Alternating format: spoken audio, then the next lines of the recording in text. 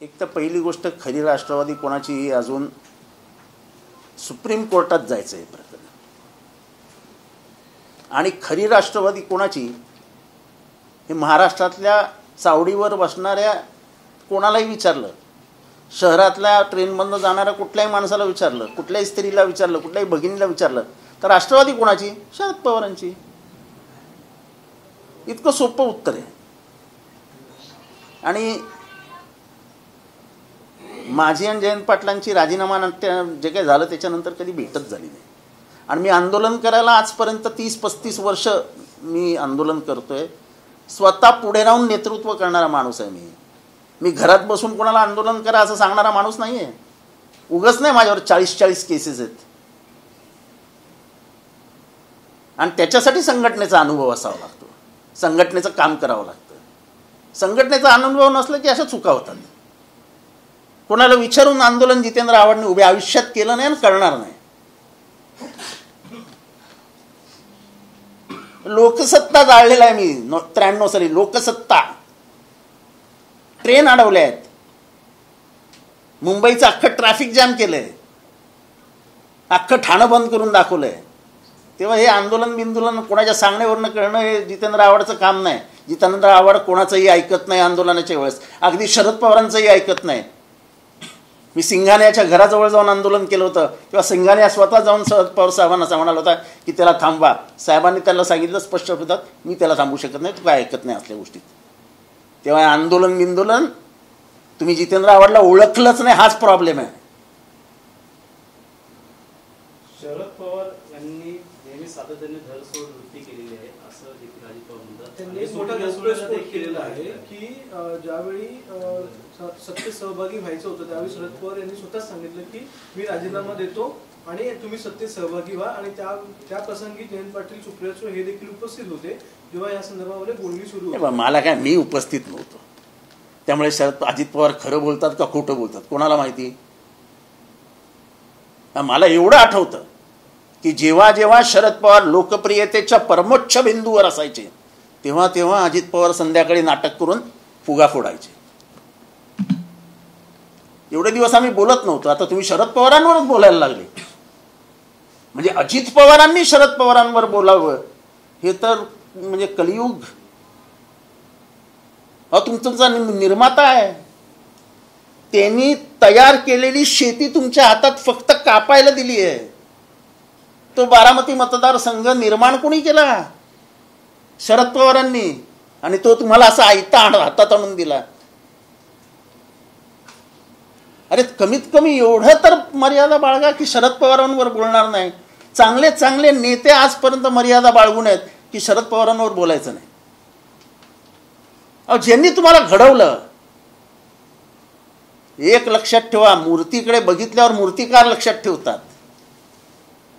आज कोणीही व्हॅटिकन चर्चमध्ये गेले आणि वरचं पेंटिंग बघितलं पण पहिल्यांदा नाव निघतं मिकेलांजेलोचं, की ज्यांनी ते करून ठेवलंय. तेव्हा तुम्ही कोणीही झालात तर तुमचा निर्माता शरद पवार साहेब आहेत हे कधीही महाराष्ट्र आणि जग विसरणार नाही. तेव्हा असं लहान कोणाच्या तरी कानाला लागून कोणाचं तरी ऐकून शरद पवारांवरती आरोप करण्याइतके अजित पवार मोठे झालेले नाहीत. पूर्ण भाषणामध्ये त्यांनी अजून एक आरोप केला शरद पवारांवर की त्यांनी आम्हाला गाफील ठेवलं, आम्हाला राजीनामा देतो असं सांगितलं, आम्हाला देखील बोलवून घेतलं आमदारांना वगैरे, आणि त्याच्यानंतर त्यांनी स्वतः राजीनामा मागितला आणि धरसोड प्रत्येक वेळी धरसोड वृत्ती केली. पण तुम्हाला शरद पवारांचा राजीनामा का हवा होता? आणि शरद पवार राजीनामा देणारे कोण? 35 वर्ष आम्ही आमची आयुष्य लावलेत ना त्यांच्यावर डावावर. महाराष्ट्रातल्या अनेक तरुणांनी आपले आयुष्य त्यांच्या डावावर लावलेत. आम्हाला न विचारता शरद पवार राजीनामा देऊच कसे शकतात हा आमचा पहिला प्रश्न होता. आणि त्यांना कंपल्सरी मागे घेणं भागच होतं. ह्यांना हा पक्ष दावणीला बांधायचा होता, ह्यांना हा पक्ष एका पक्षात विलीन करायचा होता. ह्यांचं ऑलरेडी ठरलेलं सत्तेत जायचं आहे, त्याच्यासाठी हा पक्ष त्यांच्या हातात हवा होता आणि त्याच्यात शरद पवार अडसर होते म्हणून यांना शरद पवारांना बाजूला काढायचं होतं. आम्ही एवढे दिवस बोलत नव्हतो. आता तुम्ही जर शरद पवारांवरच बोलायला जाणार असाल तर आम्हाला सगळंच सत्य सांगावं लागेल. एक टोला देखील लगावलाय, वंशाचा दिवा मुलांपेक्षा मुलीच जास्त लगावतात असा काहींना अनुभव आहे. वंशाचा दिवा हा वंशाचा दिवा आणि मुलं आणि मुली इथपर्यंत तुम्ही खाली घसरता. अहो तुम्ही पवार नसतात तर बारामतीमधनं निवडून आला असतात का?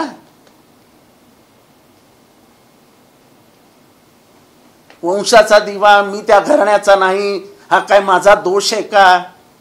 अहो तुमची पुण्य आहे की तुम्ही त्यांच्याच घरात जन्माला आलात. आवडांच्या घरात आला असतात तर तुम्हाला 4 वेळा उपमुख्यमंत्री पद मिळालं नसतं. बंडखोरी केल्यानंतर पण तुम्हाला पक्षात घेतलं गेलं नसतं. आमच्यावरती तुमचे काही नेते टीके करतायत जे स्वतःच्या काकाच्या पाठीत खंजीर खुपसून आले, सख्या चुलत बहिणीचे हालाल केले. भगीरथ बियाणींनी आत्महत्या कोणामुळे केली? आत्ता एका मुंड्याचा परळीमध्ये पोलिसांनी मारून मेलाय, तो केस घेतली नाही साधी. 2002 पासून जी खुनांची मालिका सुरू झाली बीड जिल्ह्यामध्ये, त्याच्या मागे आहे कोण? अहो बोलता तर आम्हालाही येतं, तुम्हालाच बोलता येतं असं नाही आहे. आणि मी कोणाचं ऐकायला जन्माला आलेलोच नाहीये. मी कोणाच्या नादाला लागत नाही, आपल्या नादाला कोणी लागू नये. बारामतीचा विषय, बारामती देखील लढवणार आहे अजित पवार सुप्रिया सुळेंच्या विरोधात. खुलं आव्हान दिलं या सभेतून, आम्ही बारामती लढवणार आहोत. असं कोणी कुठलीही निवडणुका लढवाव्यात, लोकशाहीमध्ये निवडणुका लढवण्यासाठीच असतात. त्याच्यात एवढा गाजावाजा कशाला करायचा? त्याच्यात एवढा गाजावाजा कशाला? आणि आमची नावं कशाला घ्यायची? आमचा काय संबंध? मी तर कधी जयंत पाटलांशी बोललेलो पण नाही, म्हणजे कधी माझा आणि त्यांची चर्चा पण नाही. तुम्ही जाऊन मीटिंग करायचा, रात्र तुम्ही बसायचे, कधी ह्याच्या घरी, कधी त्याच्या घरी, कधी समुद्र किनाऱ्यावर. मी तुमच्या कुठल्याच मीटिंगला नव्हतो. आणि जयंत पाटील हे काही इतके म्हणजे बाष्कळ राजकारणी नाही आहेत की इतक्या मोठ्या मीटिंगच्या बातम्या त्या बाहेर देतील. मला काहीच माहित नाही या प्रकरणातलं. जितेंद्र आव्हाडला मारणं सोपं आहे, टपली मारायला गरीब समाजातल्या छोट्या समाजातल्या मार टपली. तुम्हाला कोण बोलणार? तुम्ही आहात.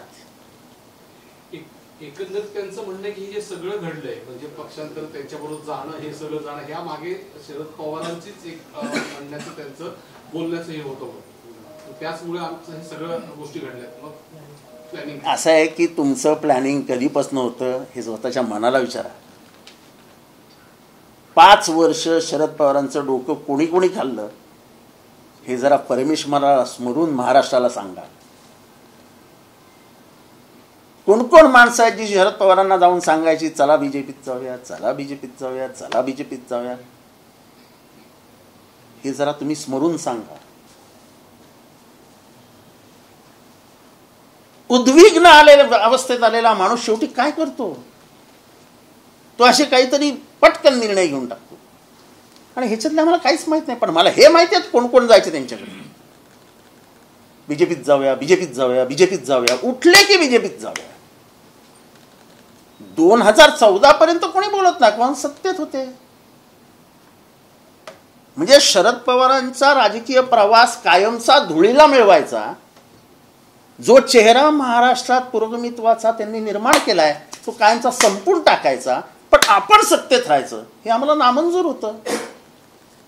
सत्ता ही आमच्यासाठी महत्वाची नाही. सत्ता ही लोकांच्या सेवा करण्यासाठी एक रस्ता आहे, पण शेवटी काही विचार, काही तत्व ही जपून ठेवलेली आहेत. आणि तुम्हाला ते बाकी काहीच नव्हतं, बाकी सगळं गेलं खड्ड्यात. सत्ता पाहिजे. शरद पवार हे धरसोड वृत्तीचे आहे असं अजित पवारांना आत्ताच कसं कळलं? शरद पवारांनी त्यांना 91 साली लोकसभा दिली, त्याच्यानंतर सुधाकरराव नाईकांच्या मंत्रिमंडळात मंत्री केलं, तेव्हा त्यांना कळलं नाही. 1999 साली ते 2014 सालापर्यंत सातत्याने सगळं देत गेले, तेव्हा त्यांना कळलं नाही. अहो दुसरा कोण बोलला तर ठीक आहे, हो आपण स्वयं आपण म्हणजे संघटना तुमच्या ताब्यात, सरकार तुमच्या ताब्यात, निर्णय तुमच्या ताब्यात. हे कोणी दिलं तुम्हाला सगळे अधिकार?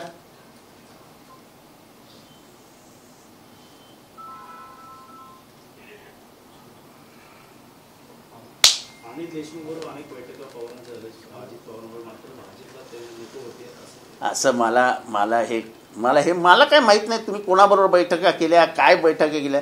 माझ्याबरोबर ना बोलणं झालं, ना माझ्याबरोबर फोन झाले, ना माझ्याबरोबर कुठली चर्चा झाली आणि कोणाचीच झाली नाही.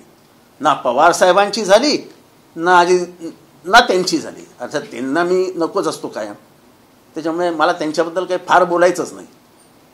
पण उगाच आमची नाव घेऊ नका. मी बैठक घेतली, मग आंदोलन सुरू झाली. मी आंदोलन करण्यासाठी कोणाची परवानगी मागत नाही, अगदी शरद पवारांची सुद्धा मागत नाही. आंदोलन करायचा हा माझा तत्वाचा भाग आहे. पटलं तिथे आंदोलन करीन, नाही पटलं तिथे नाही करणार. आंदोलन काय बळजबरीने होत नाही ना. आंदोलन हिंमत लागते करायला.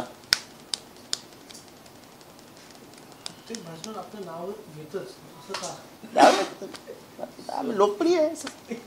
2004 साली भाजपबरोबर युती करणार होतं प्रफुल्ल पटेल म्हणलं, मात्र प्रल्हाद महाजन यांनी बाळासाहेब बोलणं करून कुठेतरी बोलणी फिसकटली असं देखील समजलं. आणि प्रफुल्ल पटेलांना आज त्यांनी भाषणात देखील सांगितलं की प्रफुल्ल पटेलांकडे खूप सारे अशा गोष्टी आहेत ज्या आम्ही हळूहळू बाहेर काढू, म्हणजे शरद पवारांच्या संदर्भातल्या. असं आहे, शरद पवार काय गोळ्याने दूध पितात असं वाटतं की काय तुम्हाला? तुम्ही काय शरद पवारांना घाबरवायला जात आहे काय की आम्हाला खूप माहिती आहे, आम्हाला खूप माहिती आहे, आम्हाला खूप माहिती आहे? बस कराय बालिश राजकारण. जे बघितलं ना ऐश्वर्य, ज्या खुर्च्या, या कोणामुळे बघितल्या? बापाची चप्पल पायात आली म्हणून माणूस बाप होत नाही. फक्त पाय वाढलेला असतो, अक्कल वाढत नसते. म्हणजे हे जर तुम्ही सांगत असाल की शरद पवारांच्या खूप गोष्टी आम्हाला माहिती आहेत आणि त्या आम्ही हळूहळू बाहेर काढणार आहेत, खुशाल काढा. हे असली आव्हानात्मक भाषा देऊ करू नका. शरद पवारांनी अनेक आव्हानं बघितली, अनेक आव्हानं.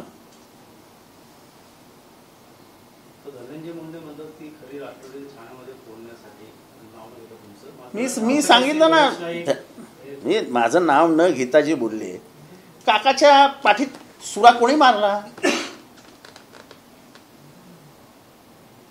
राजकीय जन्म काकानेच दिला. तुम्हाला चुलत बहीण नकोशी झाली होती, त्या चुलत बहिणीच्या घरी जाऊन आता तुम्हाला ओळख, तुम्हाला ओळख, तुम्हाला ओळख कशाला करता?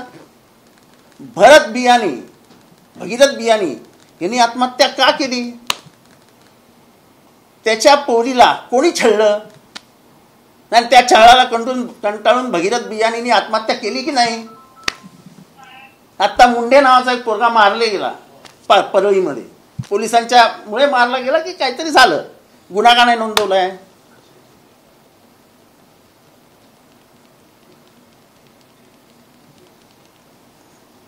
असं आहे की मी कधीच काही बोलत नाही. मी आजपर्यंत कोणाचंही तोंडातनं नाव सुद्धा काढलं नाही. पण तुम्ही माझं नाव काढाल तर मी शांत बसणाऱ्यातला माणूस नाही. पावसात सभा घेतात, पोट बाहेर आलं दिसतं असं म्हणाले. मग काय झालं? पोट बाहेर आलं म्हणजे तुम्ही काय फुल फिट आहात की काय? हाय पोट तर आलं, पोट तेच काय मोठे. तुमच्याकडे काय सगळे बॉडी बिल्डर आहेत? वर्ल्ड कप म्हणजे सगळे एकदम वर्ल्ड कपवाले आहेत?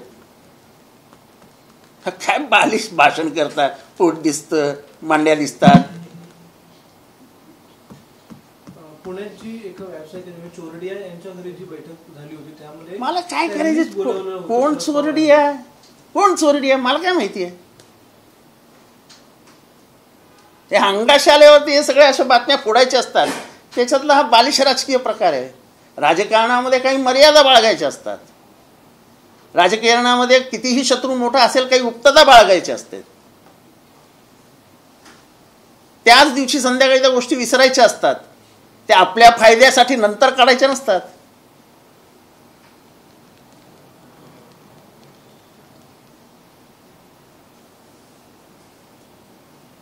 पाच राज्यांच्या निवडणुका आहेत, एक्झिट पोल आलेले आहेत. काँग्रेसला म्हणजे इंडिया आघाडीला चांगलं त्यामध्ये हे मिळते. काय वाटतं, कसा रिझल्ट असेल? मी काय ज्योतिषी नाही आहे, फक्त इंडिया जिंकेल अशी आशा आहे. 5 राज्याच्या निवडणुका झाल्या, निवडणुका झाल्यानंतर दुसऱ्या दिवशी आजपासून पुन्हा गॅसचे सिलेंडरचे भाव पुन्हा वाढले. 5 राज्य. महाराष्ट्राने सगळं सावध राहावं की हे सगळं प्रयोग महाराष्ट्रात पण होणार आहे. हे स्वस्त ते स्वस्त ते स्वस्त ते स्वस्त 2 महिन्यासाठी, 3ऱ्या महिन्यात परत महाग. तर देवेंद्र गौडा हे पंतप्रधान असताना तेव्हा ऑफर होती पवारांना पंतप्रधान, आता सर्व खासदार त्यांच्या सोबत होते, मला ती ऑफर होती असं देखील समजतं. असं आहे की आता तेव्हा काय परिस्थिती होती, देवेगौडा काय करत होते मला काय माहीत नाही. पण आजच तुम्हाला हे सगळं का काढावं असं वाटतंय? नसेल त्यांना काँग्रेस सोडायची त्यावेळेस, काँग्रेसची बंडखोरी करायची नव्हती त्यांना. काँग्रेसची मुख्य विचारधारा त्यांनी 77ला पण सोडली होती, पण काँग्रेसी विचार सोडले नव्हते. आणि 86 साली ते परत राजीव गांधींबरोबर काँग्रेसमध्ये गेले. आत्ता सुद्धा ते बाहेर पडले, काही मतभेद झाले वरिष्ठांबरोबर म्हणून. तेव्हा पण सांगतो काँग्रेसी विचारधारा त्यांनी सोडली नव्हती. त्यांच्या पक्षामध्ये त्यांच्या एकूण ध्येय धोरणांमध्ये गांधी नेहरू यांच्या विचारांनाच मान्यता होती. त्यांनी आयुष्यभर जातीयवादी शक्तींशी मुकाबला करू असं कायम सांगितलं. आणि कधीही जातीयवादी शक्तींबरोबर त्यांनी हात मिळवणी केली नाही. जेव्हा ते राजकारणामध्ये अत्युच्च अशा स्थानावर होते तेव्हाही त्यांनी जातीयवादी शक्तींबरोबर युती करून कधी सत्तेत जाण्याचा प्रयत्न केला नाही. आणि तुमची अडचण तीच होती की शरद पवार झुकत नाहीयेत. तुम्ही स्वतःला विकायला तयार होतात आणि ते झुकायला तयार नव्हते. हाच तुमचा संघर्षाचं कारण होतं.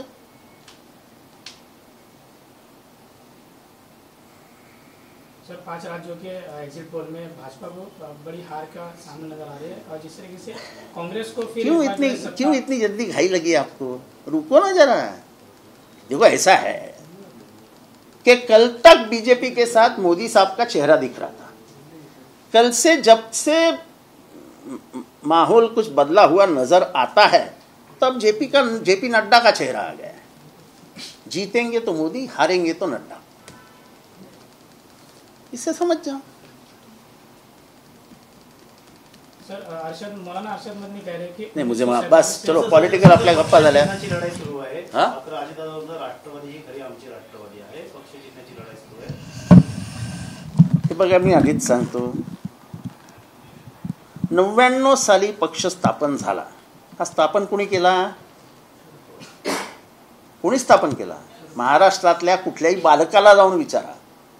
शरद पवार. घड्याळ अख्ख्या देशात कोणी नेलं? केरळामध्ये खासदार होते, ओरिसामध्ये खासदार होते, आमदार होते, गुजरातमध्ये आमदार होते, अरुणाचलमध्ये आमदार होते, आसाममध्ये आमदार होते. कोणामुळे? शरदचंद्र सिन्हांसारखा ज्येष्ठ नेता साहेबांबरोबर उभा राहिला, जो काँग्रेसमध्ये अतिशय वर्षा ह्याच्यात होता, पट्टीत होता. कोणामुळे? ह्या पक्षाला एक आंतरराष्ट्रीय राष्ट्रीय असं नेतृत्व मिळालं. कोणामुळे? तुम्हाला 5च्या महासभेत म्हणजे सभेत सुद्धा तुम्हाला साहेबांचाच फोटो वापरावा असा वाटला. कशासाठी? कालपर्यंत तुम्ही म्हणत होता शरद पवार आमचे दैवत आहेत, कालपर्यंत. मग आज अचानक शरद पवारांवरती एवढ्या गोळ्या झाडण्याचं कारण काय?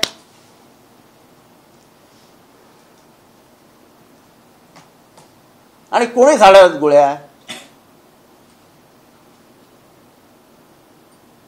स्वतःला पुढे करून ज्यांनी मागच्यांचे प्राण वाचवले त्यांना.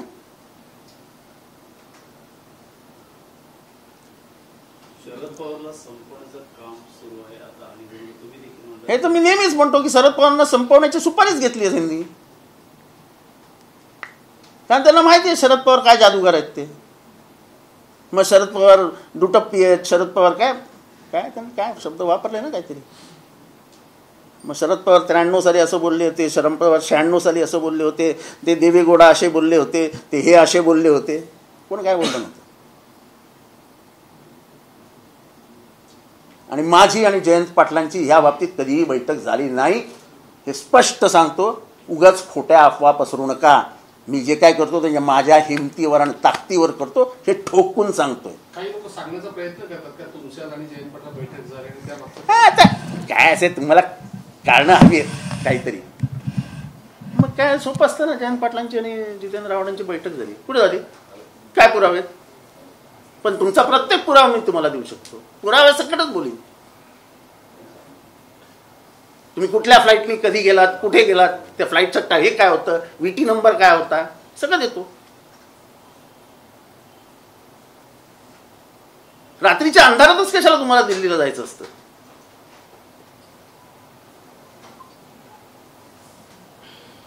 शेवटचा प्रश्न आहे, मेळावा अजित पवारांचा, पण चर्चा त्याच्यावर शरद पवारांची. असं आहे की शरद पवारांच्या भोवतीच महाराष्ट्राचं राजकारण फिरतंय. ह्यांची भाषणं ऐकणार कोण? शरद पवारांचं नाव नसतं तर तुम्ही TV वाले माझ्याकडे आले असते का? यांनी जर शरद पवारांवर टीका केली नसती, त्यांची भाषणं गेली असती का महाराष्ट्रात? हे त्यांना पण माहिती आहे.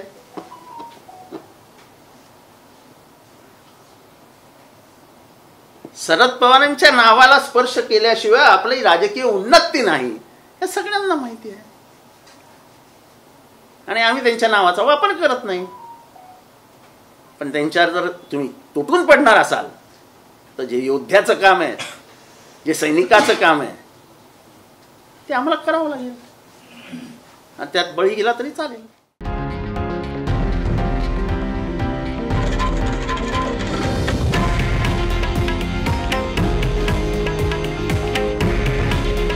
हे आहे देशातील नंबर 1 न्यूज नेटवर्क आणि आपण पाहत आहात TV9 मराठी. काळजी तुमची, हित महाराष्ट्राचं.